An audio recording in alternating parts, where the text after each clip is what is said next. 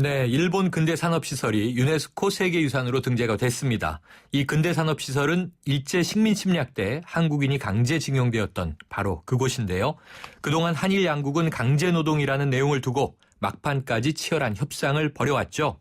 협상 끝에 조선인 강제노역이라는 표현이 반영됐는데요. 독일 현지에서 일본 근대산업시설의 세계문화유산 등재 반대운동을 하고 있는 분입니다. 근로정신대 할머니와 함께하는 시민모임. 이국원 상임대표 연결돼 있습니다. 이 대표님 안녕하세요. 예, 안녕하십니까? 네, 아직도 독일 현지에 계신 거죠?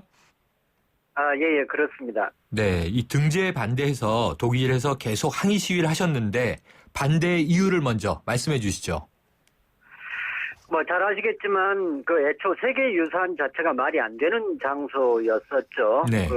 적어도 23곳 중에 7곳은 우리 조상들이 얼마나 뼈 아프게 강제 노역을 강제징용을 했던 장소입니까? 네. 어떻게 보면 인류 평화를 해치고 이 사람한테 고통을 줬던 장소인데 네. 그렇다고 사죄나 배상이 있는 것도 아니어서 네. 이게 이제 유네스코 정신에 맞지 않는 것이다. 이런 것들을 호소하기 위해서였습니다. 네, 우리나라 국민이라면 모두 다 이제 이해가 되고 동의될 내용인데요. 자, 이 등재 반대를 놓고 유네스코 세계유산위원회 총회가 열리는 독일 본까지 가셨어요. 그동안 어떤 활동 펼치셨습니까? 예. 현직 교민들께서 참 많은 도움을 주셨습니다. 저희가 4일 동안 연인원 교민 약 200여 명께서 정말 내일같이 달려와 주셨어요. 네. 그래서 이제 각국 대표단들을 상대로, 그러한 사실이 잘 알려져 있지 않을 것이니까, 네. 그런 것들을 좀 알리는 전단지도 돌리고, 또 홍보물이나 또는 현수막도 게시하고, 이러한 활동들을 펼쳐봤었습니다. 네, 이게 독일에 계신 또 교민분들이 많이 도와주셨군요. 예, 그렇습니다. 네, 그런데 결국 일본 근대산업시설물이 세계문화유산에 등재가 됐습니다. 이번 결과 어떻게 받아들이십니까? 매우 아쉽습니다. 그런데 이제 정부는 이게 외교적인 승리라고 그렇게 이제 크게 얘기를 하시는데, 네. 도대체 이제 어떤 걸 가지고 그렇게 얘기를 할 수 있는 것인지 오히려 제가 묻고 싶습니다. 네. 결과적으로, 이 일본 아베 정부가 취임 이후부터 어떻게 보면 가장 심혈을 기울였던 역사 뒤집기 시도를 국제적으로 승인해주는 결과를 낳았는데, 네.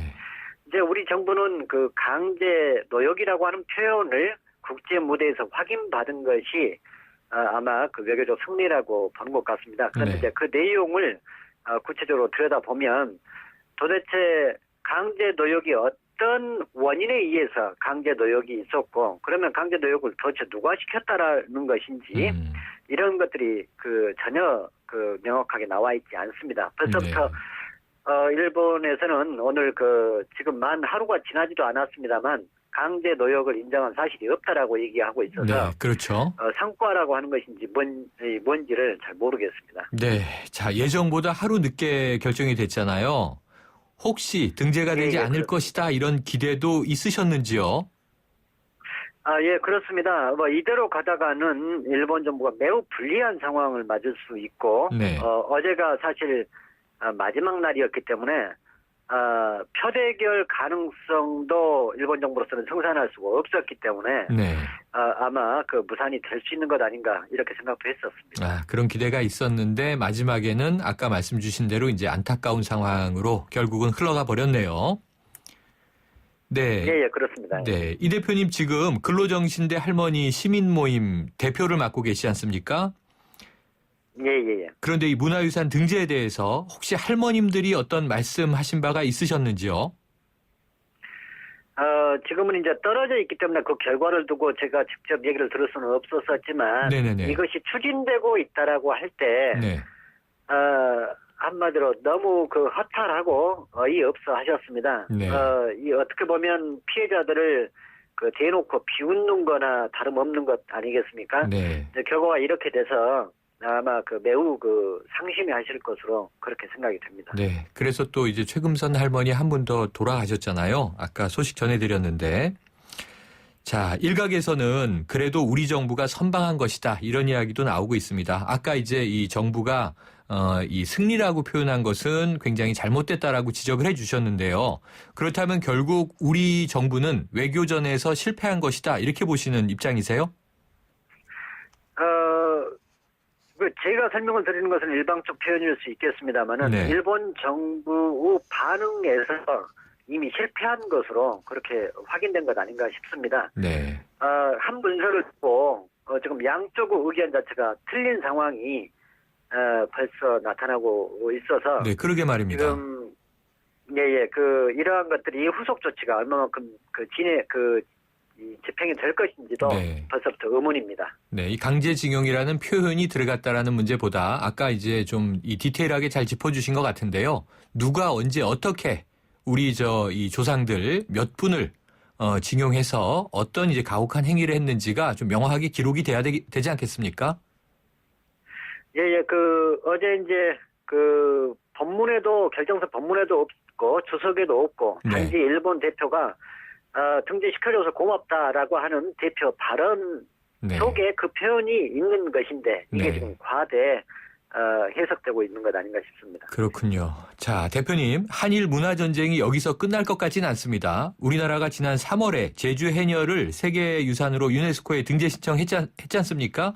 그런데 이제 일본이 예. 뒤늦게 뛰어들어서 이 해녀의 세계유산 등재를 또 검토하고 있다고 하는데요.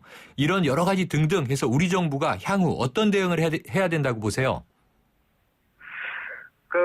이번 과정을 지켜보면서 우리의 어떤 국제 무대의 외교가 너무 전략 자체가 좀 부재했던 것 아닌가 이런 생각들이 좀 듭니다. 네. 일본이 이제 이번에 결과적으로 추진시킨 것은 진즉 알려졌었는데도 불구하고 네.